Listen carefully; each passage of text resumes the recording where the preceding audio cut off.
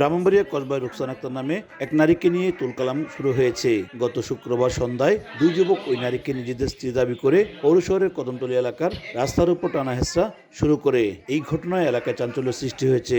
এই ঘটনার পর স্থানীয়রা তাদেরকে আটক করে পুলিশের সোপর্দ করেন। পরে পুলিশ ঘটনাটি স্থানীয়ভাবে সুরাহার চেষ্টা করেও ফয়সালা করতে না পেরে শনিবার সকালে ওই নারী ও স্বামী দাবিদার গোলাম জিলানী নামের এক যুবককে মামলা দায়েরের মাধ্যমে আদালতে প্রেরণ করেন। পরে আদালত তাদেরকে ব্রাহ্মণবাড়িয়া জেল হাজতে প্রেরণ করেন। নাটকীয় এই ঘটনায় পুরো এলাকায় চাঞ্চল্য সৃষ্টি হয়েছে।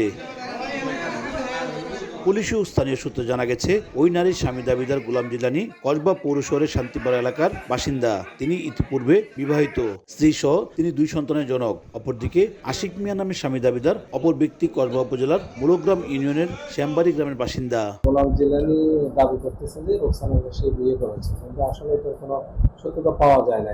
গত শুক্রবার সন্ধ্যায় স্বামী দাবিদার গোলাম জিলানী রুকসানা আক্তার নামের ওই নারীকে নিয়ে স্ত্রী পরিচয়ে কসবা পৌর শহরের কদমতলী এলাকায় ঘোরাফেরা করছিলেন।